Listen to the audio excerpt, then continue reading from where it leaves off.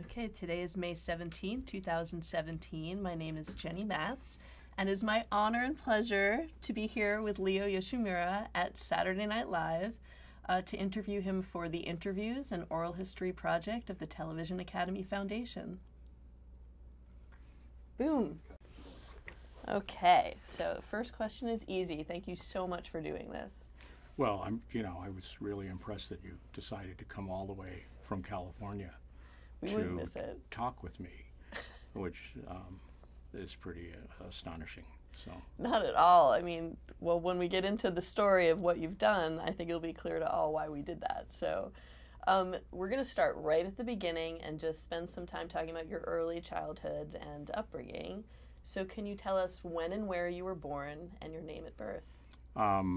My name is Leo Akira Yoshimura. The Akira is the Japanese name that my parents gave me. I was born in Chicago in 1946, and that is really the background. And I lived on the near north side of Chicago on Drummond Place, and I have 7 brothers and 3 sisters. So, and most of them are working in the arts or connected in the arts in some way. So, right. I have a brother who's a my brother Jimmy, who's actually a screenwriter who did Homicide on the Streets with, and also worked on HBO projects with Tom Fontana. And he also went to the Yale School of Drama. He followed me after 3 years, and I have a sister who was involved in the ballet company in Chicago. So, and I have a bunch of other brothers who paint and sculpt stuff. So, artistic family. What about your parents? What are their names, and what did they do, and where are they from? My father's name was Yoshizo, and my mother's name was Sachie Teresa Yoshimura. And what did they do? My dad was a printer, and my mother was a homemaker, as she, wanted to, as she described herself. So, and we, that really is. Were they both born here as well? My mother was born in Japan, and my father was born in Portland, Oregon. And they met once. They were. My mom was a picture bride, which means there was a question given to this person, Mr. Mori, who was a kind of a marriage broker. And my grandfather asked the question if there were any available girls. And my mother and father met once, and then they got, after that, they got married. So, which is pretty interesting to me. Yeah, how long were they married? Forever. Forever? Yeah. So it worked out all right, Mr. Mori? It worked out well, and the fact that we, had 7 brothers and 3 sisters means that they were very happy together. I would hope so. What were some of your interests as a kid growing up? Well, I actually spent a lot of time drawing and painting, mostly in a very kind of like primitive way with crayons and watercolors and stuff. And I used to draw pictures for the grade school, posters, and I also did that in high school. So it kind of, and my mother actually started, asked me if I wanted to go to the Art Institute of Chicago, drawing, and I will always remember my first experience there, because we had to do life drawing, which is drawing figures, nude figures, and mostly women. But your parents were supportive of your artistic endeavors, it sounds like. Yes, and I think that's one of the things that kind of like was strange and interesting, because we all had to take an art. My older sister was a piano, used to take piano lessons, and my younger brothers took drawing, or they took another musical instrument. So we were always kind of doing stuff. And conveniently, my father, because he was a printer, used to bring home pads of paper. So we all had kind of access to materials and stuff and around the home. So it was easier for us to kind of do it. And my father was actually a pretty good draftsman also. He used to draw like animals for us on Friday. We'd be kind of sitting around watching the black and white TV, and he would sit around and draw things for us. So, sorry. I'm starting to pick up some of that. So what? You said your dad was a printer. Was like a book printer or a? No, he used to print government forms. Oh, you know okay. the tax forms Yeah. that you get, like 1099s and stuff. His company used to print them. But it sounds like they had some sort of artistic leanings, your parents, to be encouraging this with the kid. Yeah, I mean, well, there was an encouragement to do it, and we actually, it was a mandate. My parents didn't fool around a lot with like saying, "Do you want to take an art?" They said, "You have to take something that you like," and we all did that. So You mentioned that you sat around watching the black and white TV. yeah. Do you remember the first time you saw television and what kind of shows you I watched? think my father actually. It's kind of. He used to watch the Friday night fights, which were always kind of toward the evening after dinner, and so that's what we would watch. There wasn't much else, and my mother used to call it the idiot box. So we all, kind of avoided TV. Except for the times when my dad was around, who liked to watch TV. So, assuming you never thought you would have a career in television, did you have any inkling of what kind of career aspirations you would have? Did you think the arts would be it? I will say that, and it's kind of coincidental because that question, because I was thinking about it, and what happened to me, I was in high school. I didn't know what I was doing. I started painting and stuff, and I liked it. Then I went to Loyola University as my undergraduate school, and I started building scenery. And then in the third year, I worked. I was working for the Hull House, Jane Addams Hull House. They used to do wonderful plays. They had this wonderful thrust theater that sat like 200 people.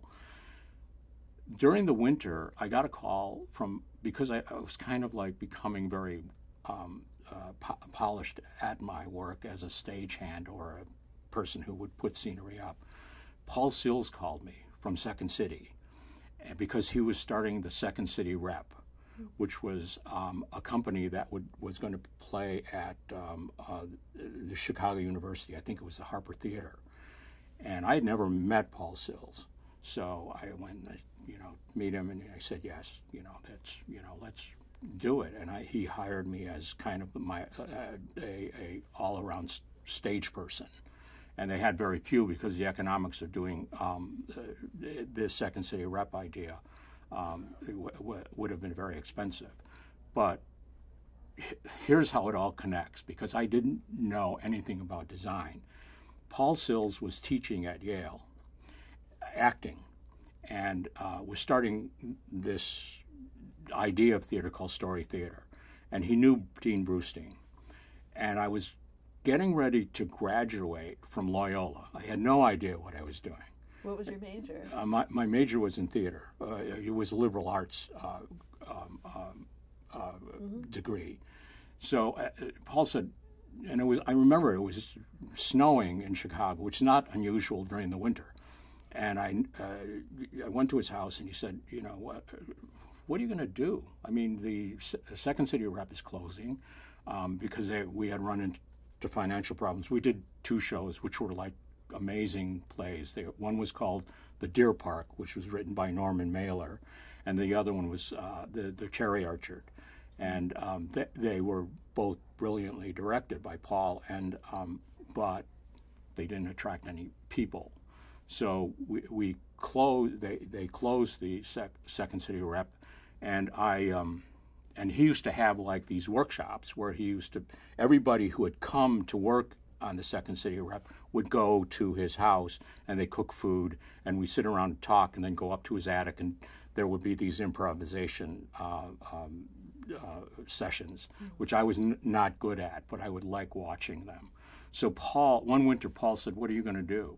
And I said, "I don't know."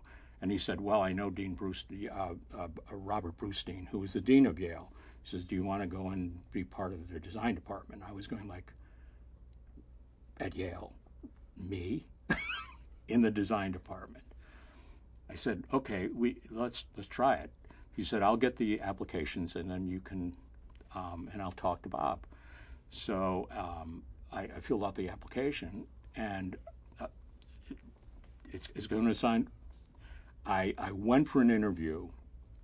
I remember it was spring or something like that, and I met with Ariel Balliff and Frank Bevan, who were kind of the administrators of the design department. They said, "Okay, we'll let you know." And so I went back to Chicago. And about 6 weeks later, I get an envelope from Yale, and I open it up, and it says, "You've been accepted to the Yale School of Drama in the design department." So I didn't know what that meant at the time. So I went to show the letter to my father, and this is good. Now I'm getting personal and he looked at it and said, "Oh, this is good. What's Yale?" So I had to explain to him.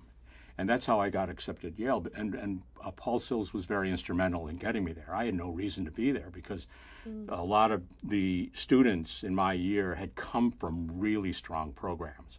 I mean, design program. I had a pencil and a piece of paper, and that's all I knew how to do stuff. And it was like very lucky that during this time in my first year, I had Don Lohenslager, who was this amazing master's class teacher, and then he retired, and the second year Ming came, and it was enormously lucky and coincidental, and I went like, "Wow, this is pretty great. There's a very good Chinese American designer, very smart, does opera and a lot of theater," and then Ming asked me to come down to his studio during the Easter break, and then during the summers, and I went like, "Wow, this is pretty terrific." And I didn't have a tinker's chance at all about knowing what to expect as a designer, but I worked very hard at Yale, and I think and that with Ming, I learned a lot about design and a lot about how to present a design. So was the Second City staging, was that the first time you had worked in theater? Did you do any dabbling in high school or? I did. They would do in high school. We used to do these. I went to St. Ignatius High School, so it was all boys, and so we would do these all men like plays in our theater, and I used to remember, working on the carpentry crew there. And then when in college, I worked on a production of Macbeth, which I kind of built myself, but never designed. I never had, nor did I understand what that was about. So kind of stumbling in and luckily meeting Paul Sills, who encouraged me, either to go to Yale, and his encouragement kind of worked because it all kind of fit. Yeah. What were some of the what sort of formal training and background did you pick up under Ming and under your other professors about design? Yeah, he actually taught me how to draft, which is really, he's an amazing draft. And if you looked at his draftings now, they were like works of art.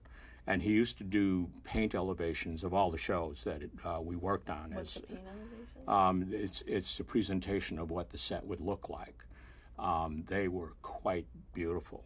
And I learned how to build models in his studio, and his models are really spectacular, and very carefully made. And all the assistants who worked for him were taught this kind of regimen of like drafting the plan and model building and drawing and paint elevations.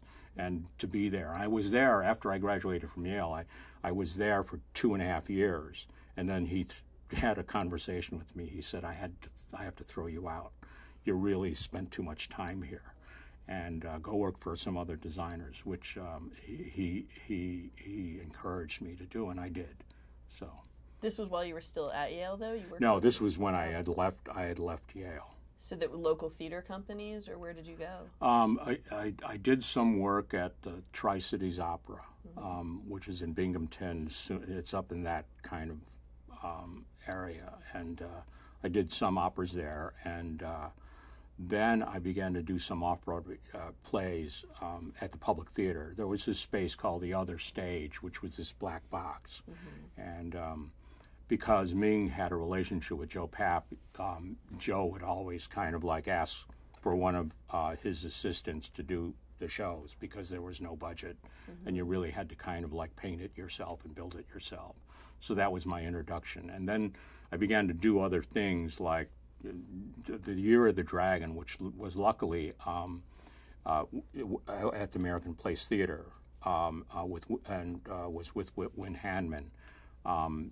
We did that show as a play first, and then it got picked up by Jack Venza to be included in the Theater in America series, and that was actually on PBS. Yeah, and that was actually a revelation to me because for the first time, instead of presenting the whole set as a theater production, you had to break the set apart so they can shoot little scenes tighter and smaller and in different rooms.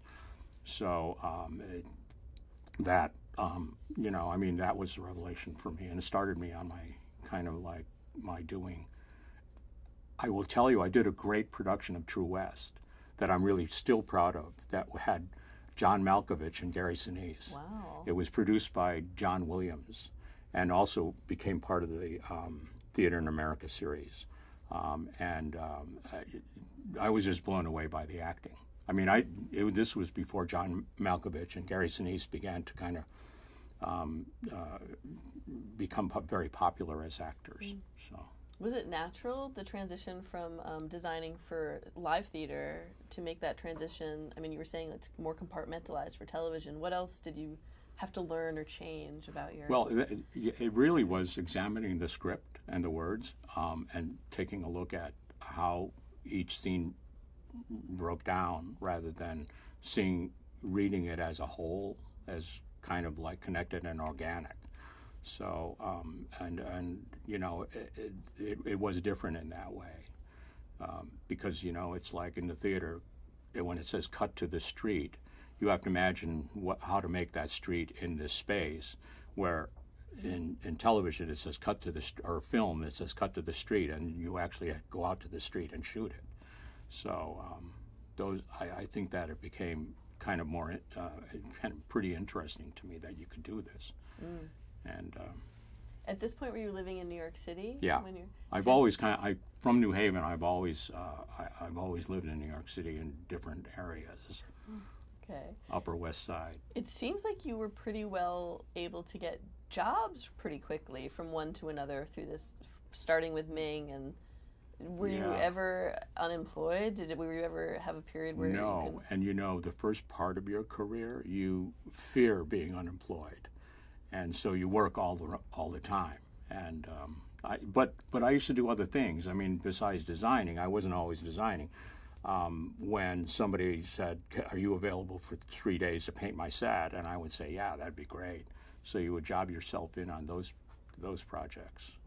What did you find yourself gravitating more to the television jobs than the live theater? Did something appeal to you? No, and happening on SNL. I mean, at the time, I'll tell you, I met Eugene in the hallway. He was doing Candide, which was this production, a musical production, and I met him in the hallway. Of this scenery supplier called Pete Feller.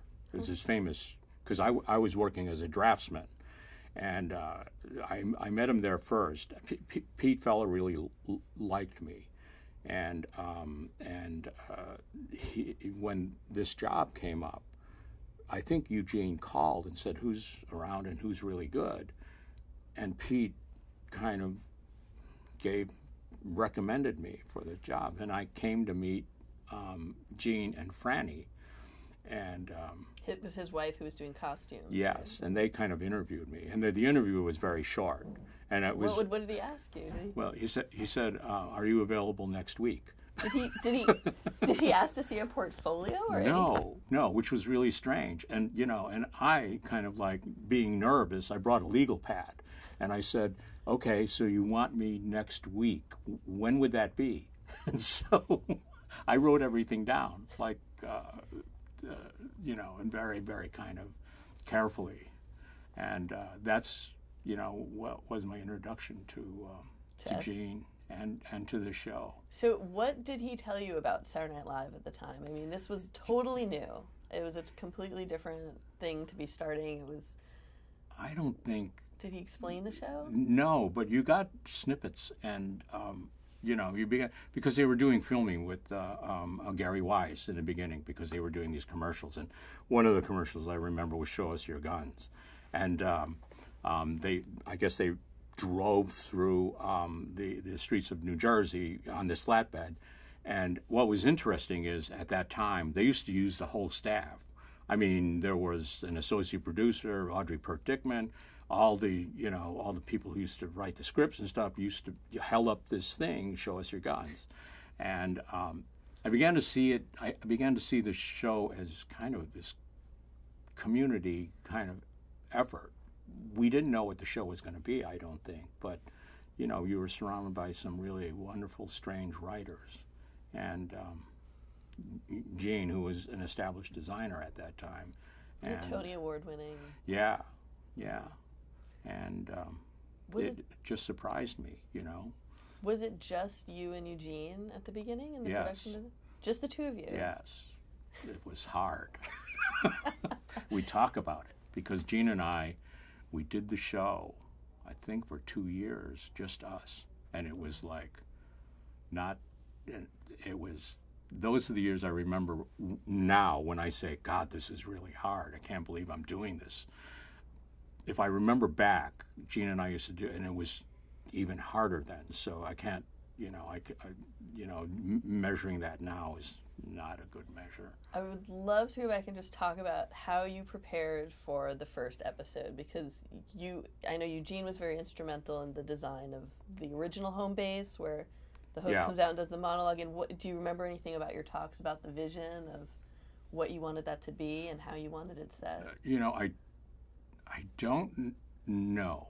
I really can't say if there was specific stuff. I mean, what we did was, it was interesting. We didn't talk very much, and I'm not a conversationalist. But I do remember certain instances, like the skylight incident, which is like raising the skylight right before the show went on air.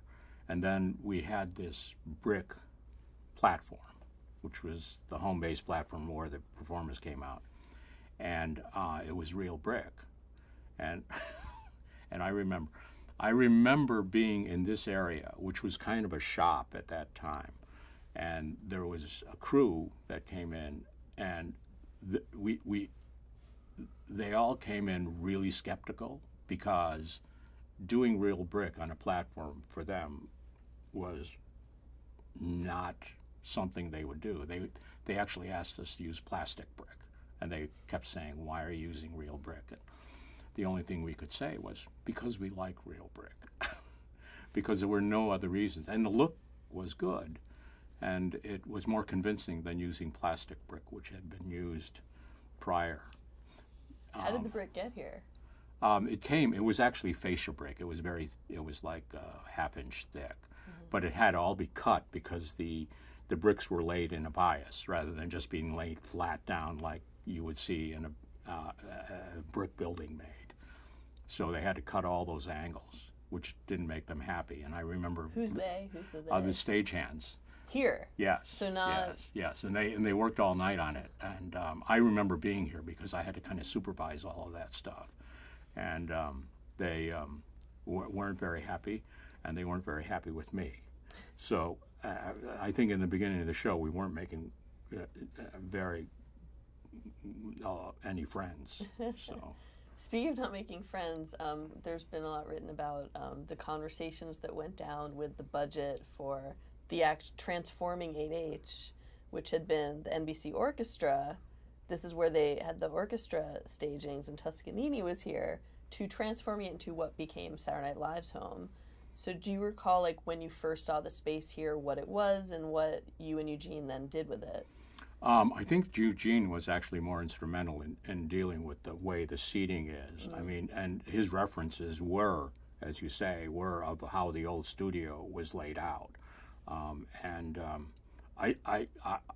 had come at the point when they were installing it, and a lot of the stagehands, who actually have become my friends, only because, and I'll tell you this, and I joke about this with the stagehands, their fathers were the first crew here. The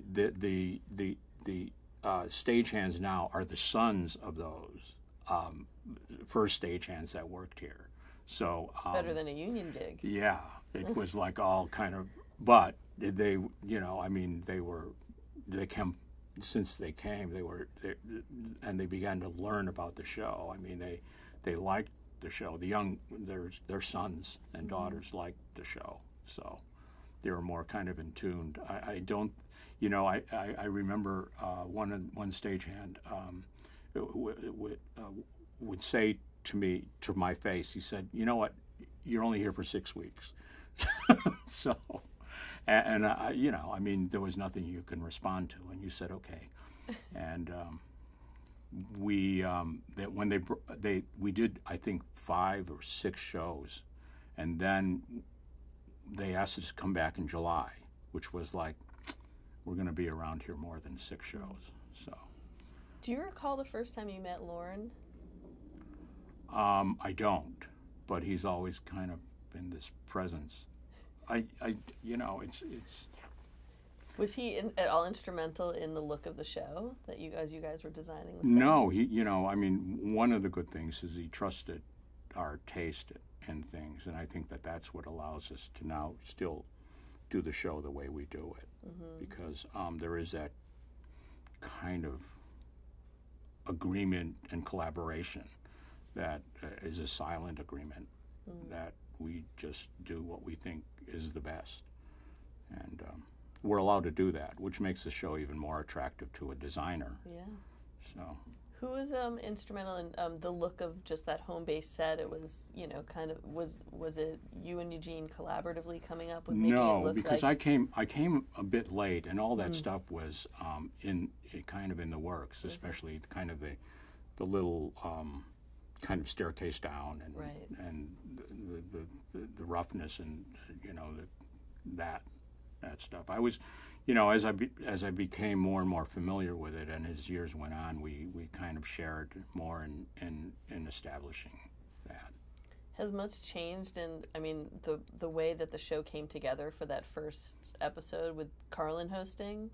I mean, with the pacing of it, and when you got the information, and when you had to come up with the sketches and get everything built. I mean, I can't remember. I really, I just know that we did it, and it was surprising that we got through it. And I do remember the cold opening, which was this thing that John and Michael O'Donoghue did with the Wolverine. And then Chevy Chase coming in saying live from New York at Saturday night. The rest of the show is kind of like a blur, because we, I don't think we knew what we were doing at all, except that we had to do these sets for each little segment. So. Mm-hmm. And Wolverines, I mean, those was that a hand-painted set, the back? Yes, it was. In fact, we started out with this idea that we were going to paint the sets, and much like the Honeymooners. And what happened was, it kind of didn't work. because we were painting like, we joke about this, we painted like the windows, and we also painted like pots of flowers on the wall. And it just, I mean, I think technology is like, wasn't going to allow us to do that. So we began to build things real. And I remember when that happened, there was a sketch called Citizen Kane. And in fact, the area that Citizen Kane played in is still called the Kane, just to describe the space that we use now for other sketches. Mm-hmm. And we actually, there was a courtroom or something, and we actually built that courtroom with real molding and real, actually pretty accurate detail. So. Does budget ever come into factor? Yes. I mean, who? And we joke about that too, because we were called up by a production manager, Gene and I, and they said they weren't going to approve the scenery. And this was on Thursday morning. And, you run out of time because you're on Saturday. And I remember her name. Maybe she won't want to know. It's Sandra Carnegie, who is this, like, really very tough lady. And she said, "You're over budget. We're not going to build the scenery." And we waited. I mean, there was nothing we could do. I mean, the shop just stopped, and we were running out of time. And they finally acquiesced, and built the scenery. But we were already 4 or 5 hours behind. And to lose 5 hours, 4 or 5 hours, is not easy when your schedule says at 11:30 you're going to do this. Yeah. Were you guys often negotiating with the prop houses and the carpenters and all the other people involved for cutting you deals? Try not, I mean, it's hard to be involved in that part of it, but, at the end, at the wrap-up of the show, the next week, they would say, you went over budget. And we would just shrug our shoulders because we I mean, it's very hard to be doing a production at that speed, and to kind of hesitate and say, okay, we can't afford this. I mean, we had to set out to do what we had to do. So we're going to talk to everybody when everybody else comes in today, but I just from your perspective, can you just run us through what your process is in a typical work week? Like, what happens when? So on Wednesdays, which is today, we all go to a read-through, which happens around 4 o'clock, and that'll go to about 6. And then that's the period that we wait. There's like a 2-hour wait. And so during that time we have we have dinner, and then usually they will come in with the cuts, because we read, I would say, 40 sketches, and they would cut them down to 21 or 20, depending on how the show read. And then after that, the director comes in and will lay the studio out about where each sketch will play in the studio. And then the writers come in after that, and that's 8 or 9, and they each talk about what their sketch intention is and what they would like to see. And with Don King, we kind of lay that out. And he always kind of brings his kind of like intentions in about how he wants to, where the exits and entrances should be, and where he's going to put the actors in relationship, and where the furniture should be. So that's all done, and it's about 9:30, and then we start designing, and then everybody leaves and then we start designing, and that time can go from that time. It can go till 1:30 or 2, depending on how much stuff we have to do and how carefully detailed we want it to be. By hand, everything? You're sketching yes, by hand? and, computers are. We tried to do it by computers, and it's just faster doing it by hand. So, and then so we finish, depending on how long we've been here, and then Keith. He does the set dressing and the props, and he has his own crew of prop men, and he will he'll show up at the prop places when they open, which is around 9 o'clock, and Do you sleep Wednesday night, or you just... Sometimes not, and sometimes only because we're so, excited, and that we stay up worried about what's happening. So, which is more, I can't speak for the other designers, but sometimes I find myself kind of tossing, turning. But my call to the studio is at 6, which is, as I told you, is like what I like, because it's very quiet here and the other crews aren't going to come in until 8. So I get a lot of the things that we haven't tied up in the design process, I get done here and I fax them to the shop. That's a fax machine, which people find it strange that we have this fax machine, but and don't scan and send email.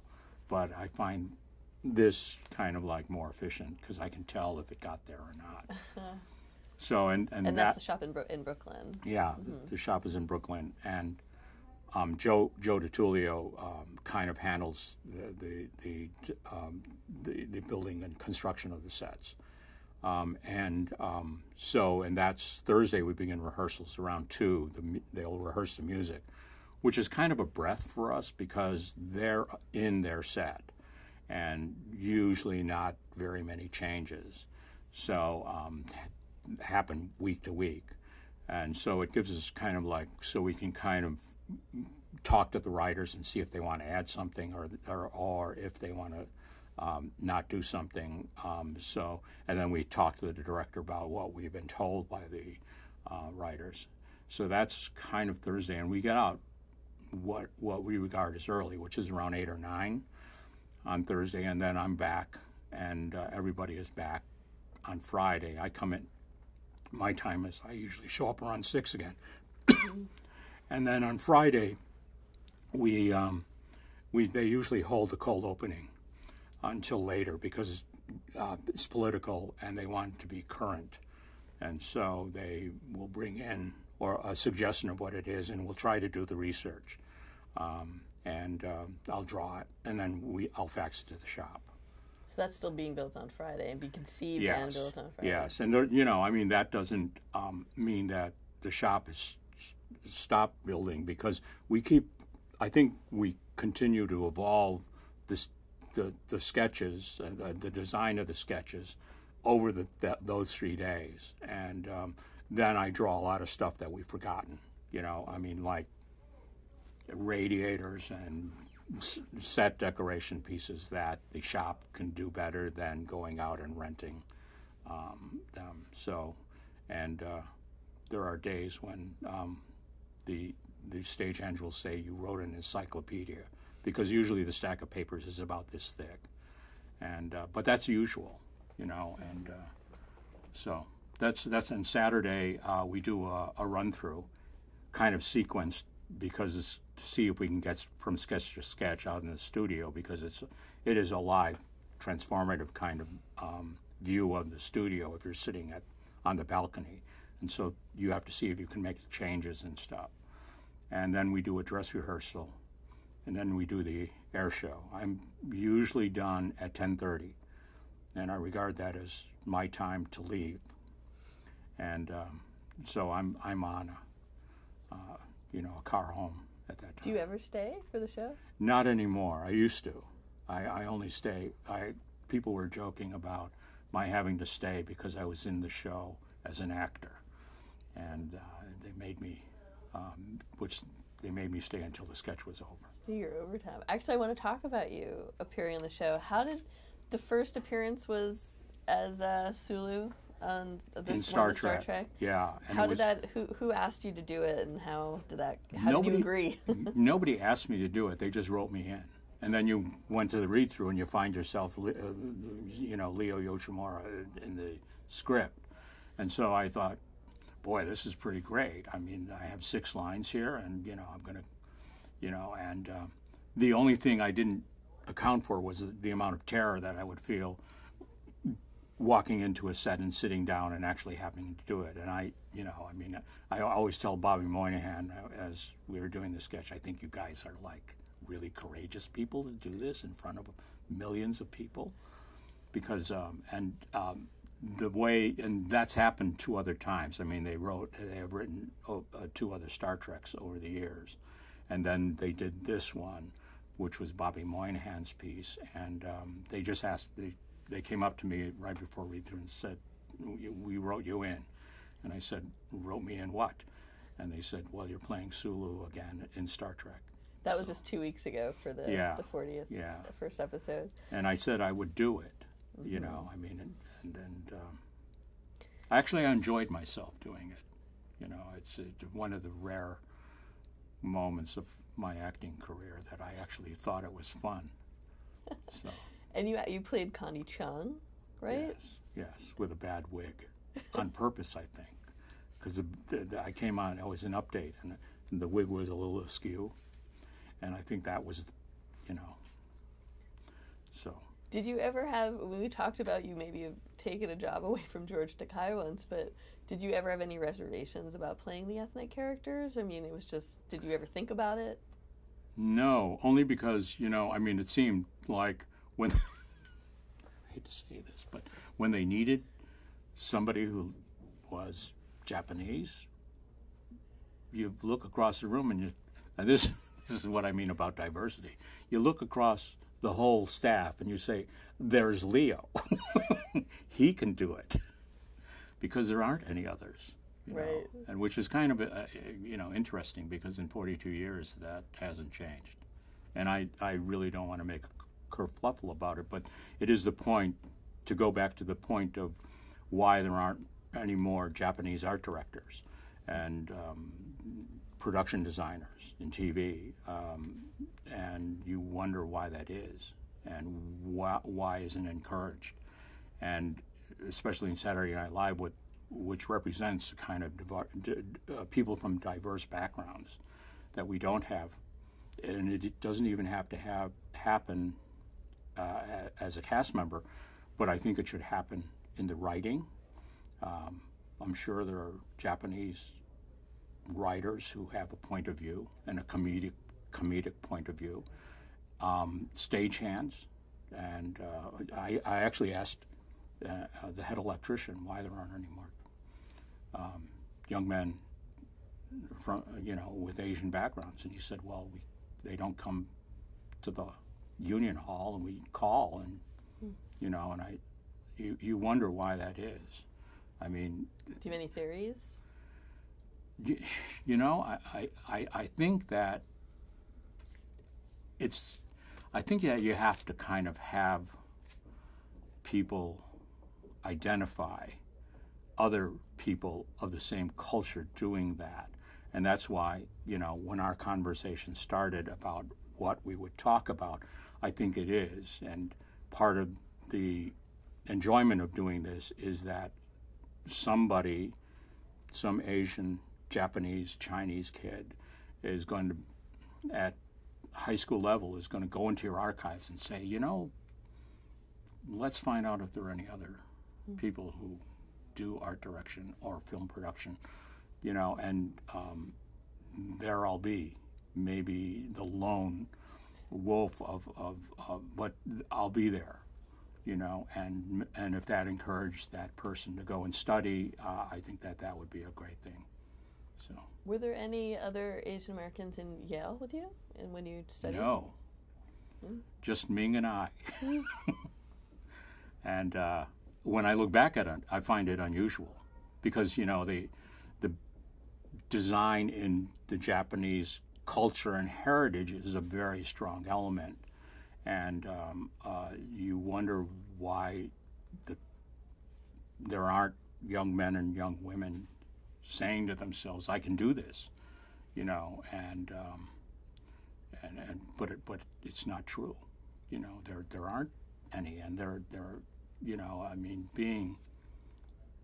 I mean, it's kind of great, you know, being one of a kind, but then it's not so great, you know. All the drawbacks are really, you know, because you know, I go around and go like, why, you know, you can't actually solidify your identity unless you have somebody to identify with. You see. Yeah. And After this interview, you might get a flood of intern calls. So, well, be prepared. if that happens, I would appreciate it. And if that's what happens from this archival archive, and it encourages other Asian American kids and to do what I do, it would please me a lot. Let's talk about why you like still doing what you do. I mean, do you find it creatively satisfying? Yeah, and I'm addicted to it. The adrenaline addiction is like really the hardest addiction to get over, because I was thinking about, if I leave here, what am I going to do with my time? And it's very hard to kind of think of me sitting around not doing this. So you've been here since the very first episode. Yeah. And you've missed how many? One, because I had to go to my son's graduation at Pitzer College. So you're a lifer, and Yeah. we've talked about that. You've been here longer than Eugene and longer than Lauren, because they both Yes. left for 5 years. And I like to remind them that I've been here longer. And with seniority brings certain privileges. Have you ever thought about leaving to do something else? No. But yes. I'm at heart, I'm still the painter that I was becoming in high school and college. And then I took this turn in the fork in the road. But I'm studying painting. I'm not very good, but I work very hard at it, and I've been doing it for 5 years. So I think that at some point in my career there'll be a breakthrough. You talked about it being creatively satisfying. What do you think, what have been the most challenging demands from the writers, or just in building the sets, that you really had to test your mettle to make something happen? The thing that I grind my teeth over the most is when a writer is indecisive about his work and then comes in and changes it, when you're right in going full throttle about getting what his original idea was. I think that's kind of the hardest thing, and that usually will happen on Friday night. And it's almost like you go like, actually, the wonderful thing about this show is that you collaborate with people until there is no more time. And then you have to say, what am I going to do? Do I bail, or do I continue, pushing forward and trying to get what this writer wants? And usually, actually, those are the times that it tests your mettle.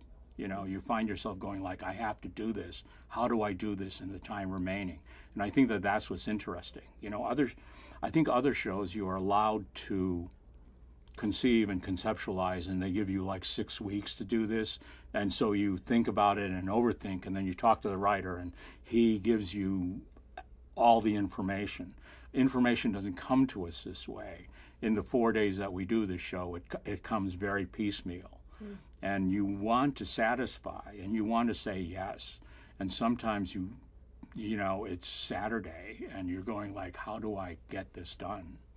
And there are changes done on Saturday between dress and air, and you're going like, I got to do this because the writers are the producers of their own sketches. So you go like, he asked for it, I'm going to do it, and then you just try to get everybody kind of together to do this together, and that takes a lot of effort. What stands out as like some of the sets that were the most fun or the hardest to conceive and carry out? I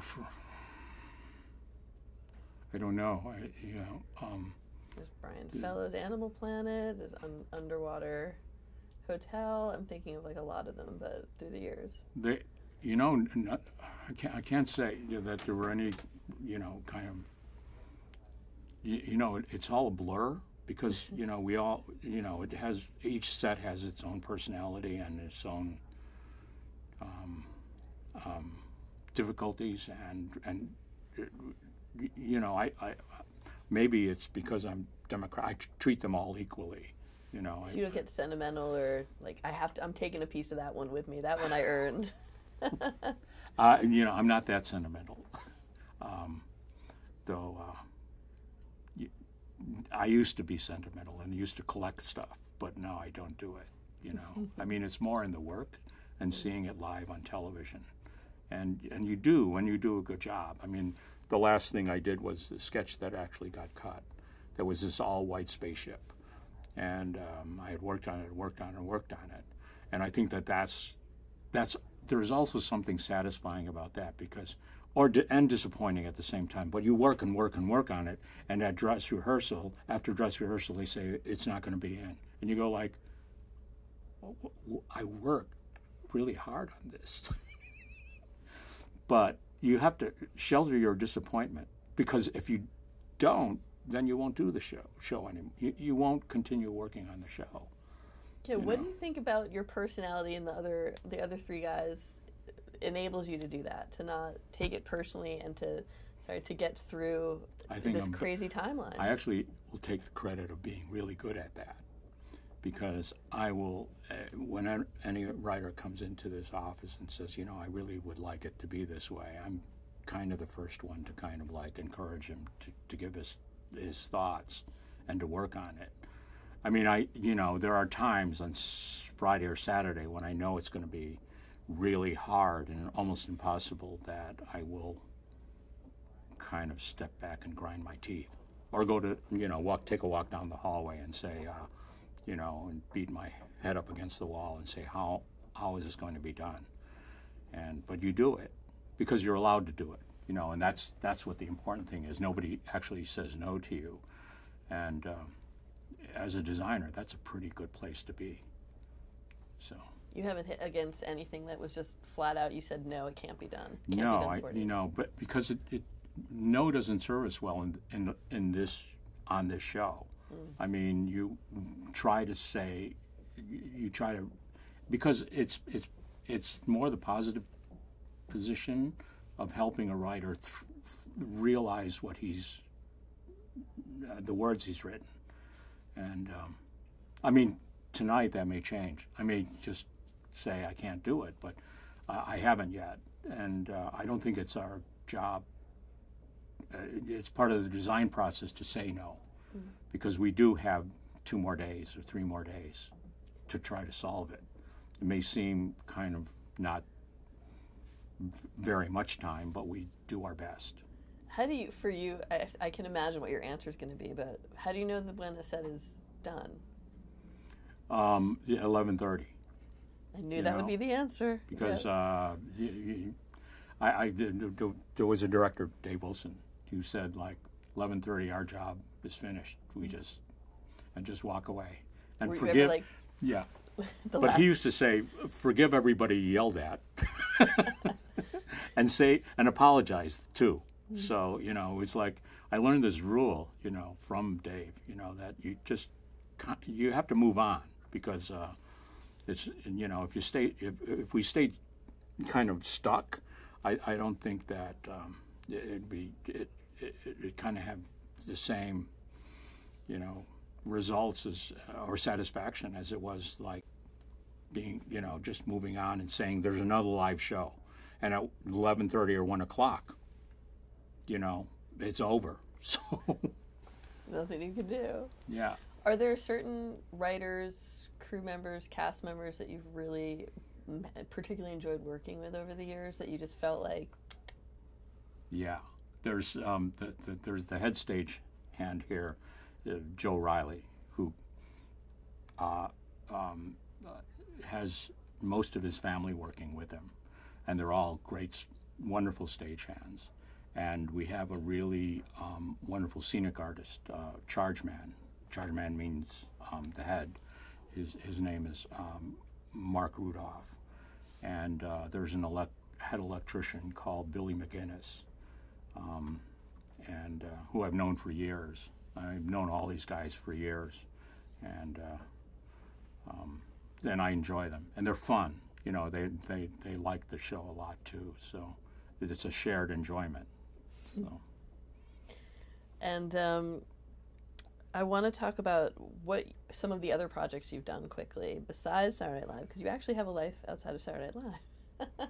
Well, yeah, because I actually stopped I have to say, I actually 4 years ago I said I wasn't going to do any more TV. 3 years ago, because I really have another interest about kind of like developing my ability to paint pictures on canvas. So, but I have done other You've things. done a lot of late night shows. Yeah. Did you directly translate what you've learned all the years you've been here to that, or was it a different set of skills? Well, it's a different set of skills because there's you're given a longer amount of time to develop it, to develop the idea for these other shows. But because this SNL has made a direct impact on me as a designer in television. I take a lot of what I've learned, maybe to the detriment of my being a designer, because I expect things to happen really fast. And if you have 6-8 weeks to develop a show, then you should take the 8 to 6 weeks to think about every aspect of it. And so it's kind of two different personalities that one has, one that works for 6 to 8 weeks on a project and one that works for 4 days on a project. And because I've worked for SNL for so many years, I think that became like the habit of mine, that you'd think things in a 4-day kind of compressed time. And I began to see that was a detriment to my continuing designing in television. So I just decided to go on, and I studied at the Art Students League. I do that continually, and I've been to Florence and studied drawing and painting in Florence at the Academy, and then I'm going this summer to Jersey City to study painting with a friend of mine and drawing. When you designed for, say, Late Night with Craig Ferguson or Jimmy Fallon, did you take elements from, say, Weekend Update or other talk shows? No, or totally... it actually has to be, I don't think that one can do that.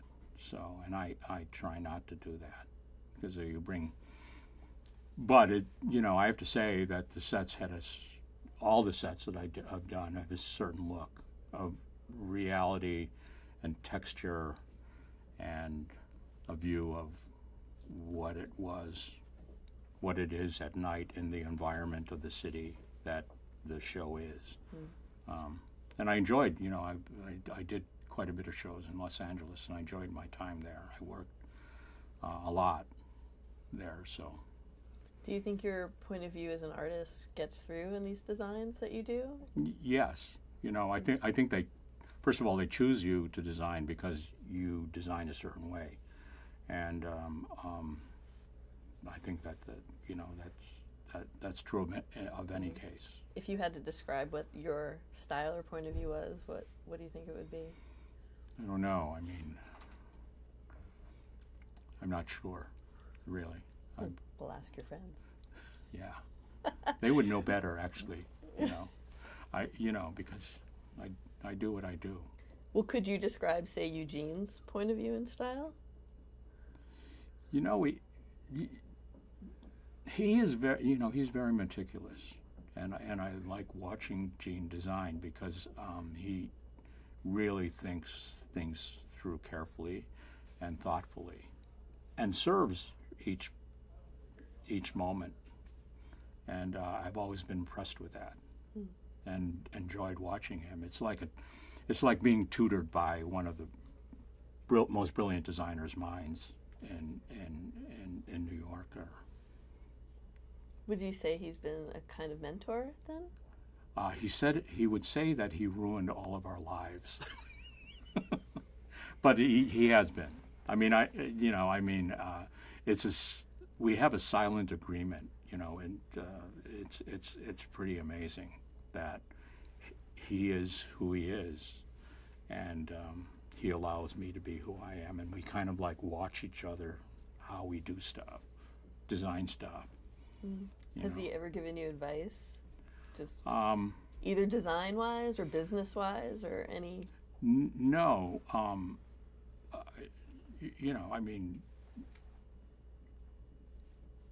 I think a lot of my affection for Eugene goes unsaid, and there's something good about that because you don't want to express everything, you know. And I think that those things that when we do share things, they're verbally they're very important.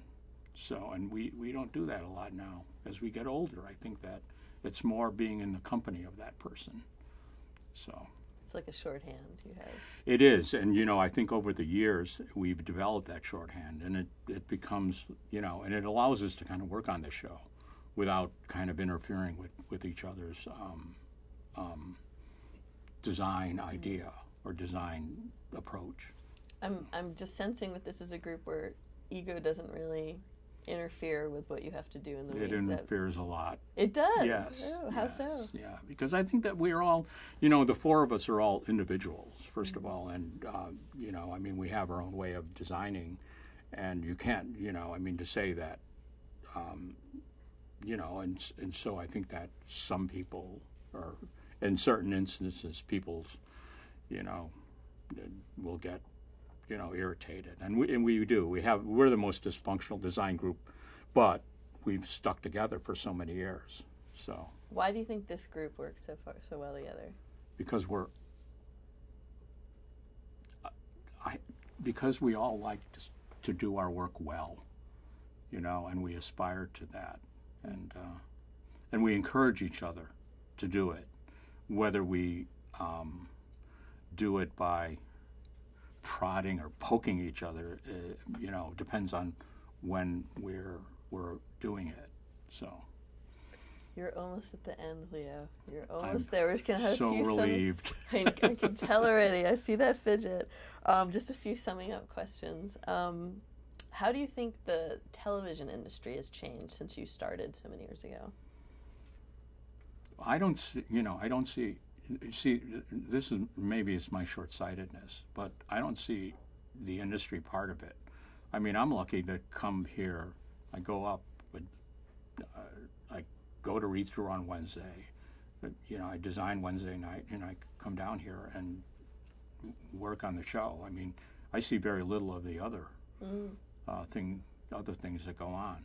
I mean, I prefer like it that way. Censorship or the what about technology? I mean, you kind of have kept it out of this room, you said a lot, but have you seen any other changes in just attitudes, workflow, management, just No, it's just that we've had to work faster, which is a change that I've seen, you know. Why faster? Well, because, you know, I mean, first of all, you have there are a lot more writers you have to deal with.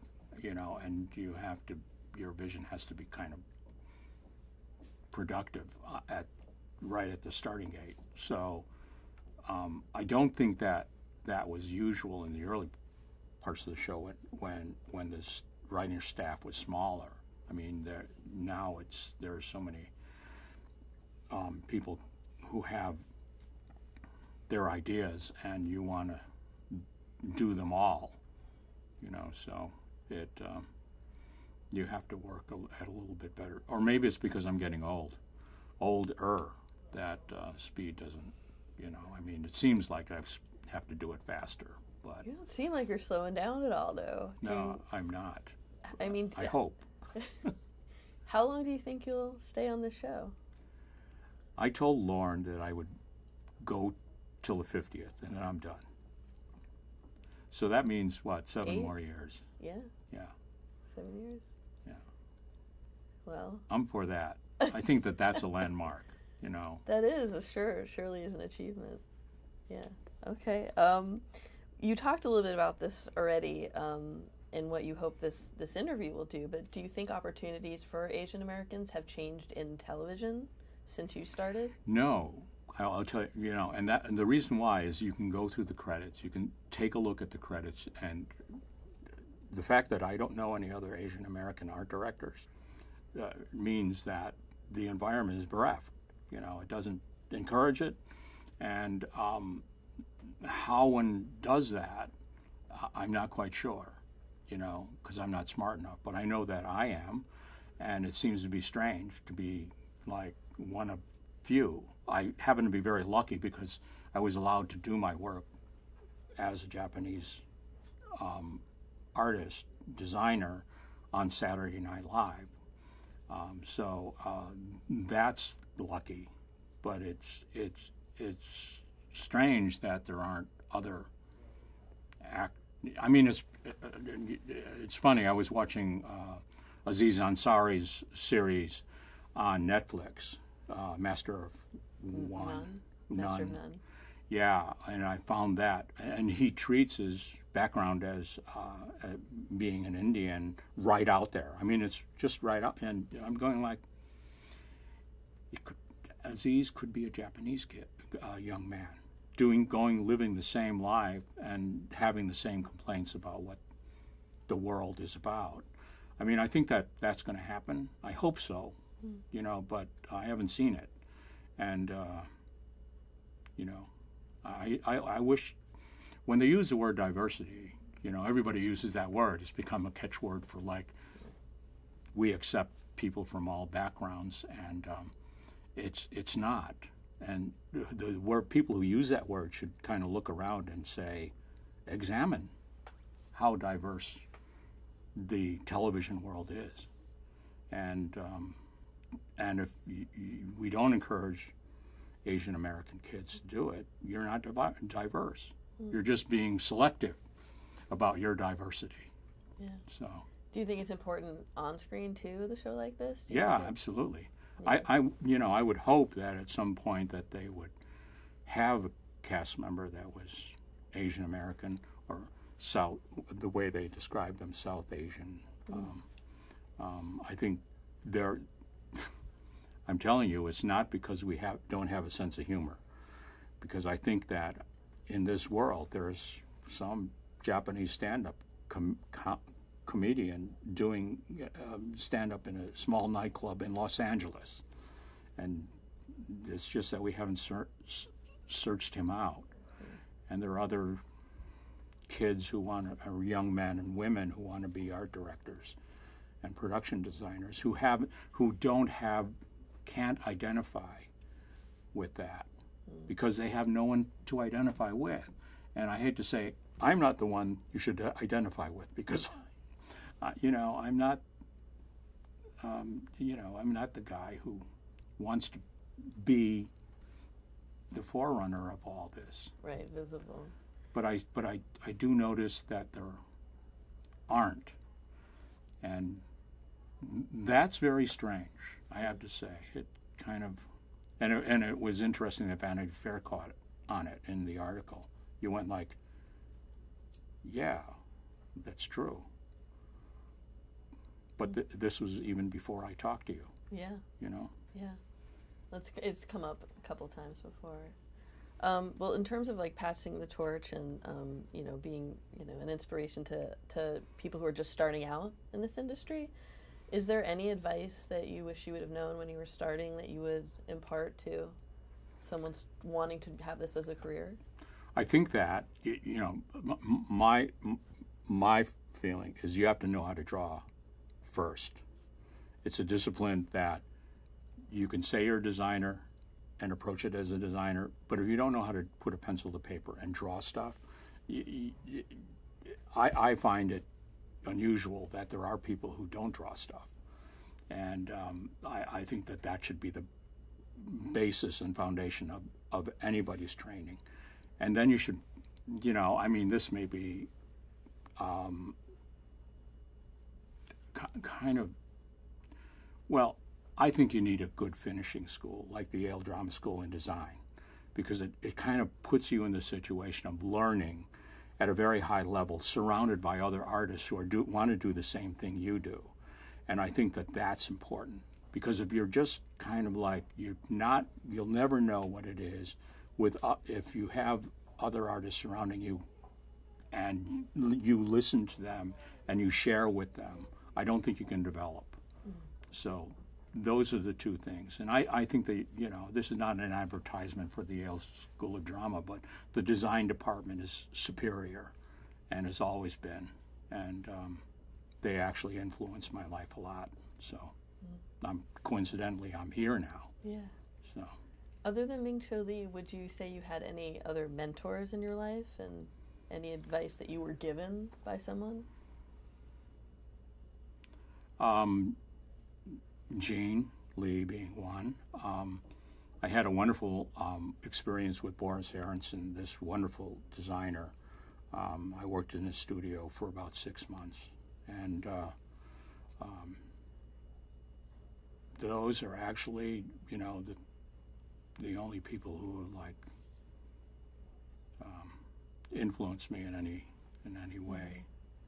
Pete Feller, who was a great supporter of mine and actually supported me through the years that were the year that was really hard, because I was transitioning into kind of designing more, and you know, from doing kind of painting scenery and building scenery to really becoming a designer in New York. So we didn't talk about your career recognition, but you were nominated for, I think, 10 Emmys and won one? I don't know. I don't keep a running record. I know that I keep them all kind of...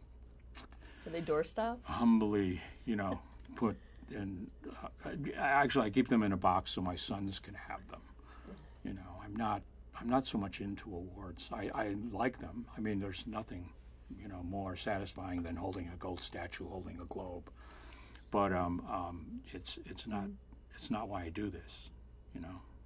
What is why you do this? Because, you know, I mean, really, it's because I want to do well, and every time I go out to a read-through, you want to design your best, and I think that's what I'm more interested in than, you know, the satisfaction of getting something at the end of the year.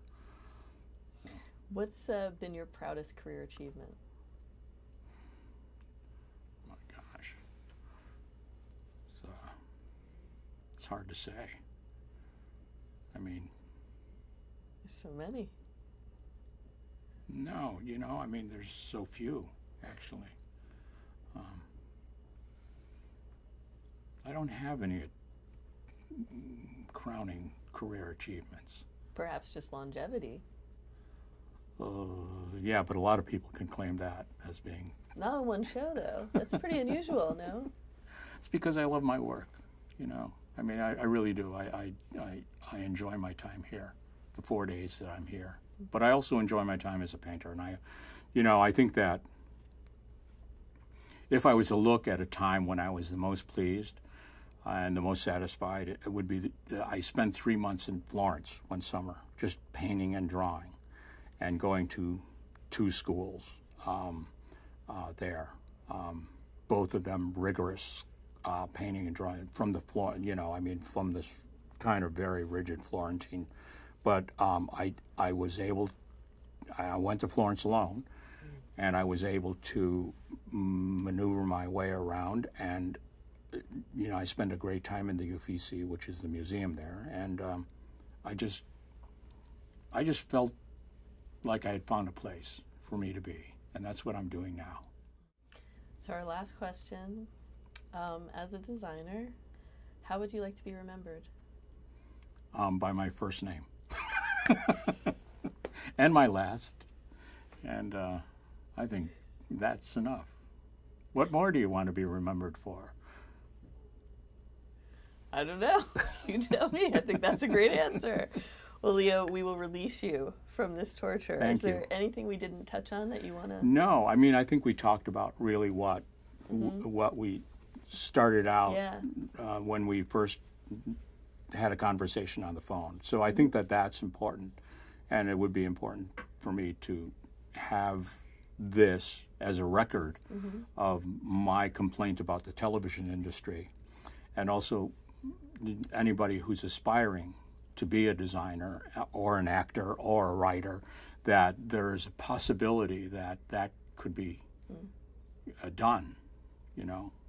Well, for sure, and you're a great example of that, and this will be in the archive. So we will take a break now, and then we'll come back with all of your buddies. Thank you. And they can...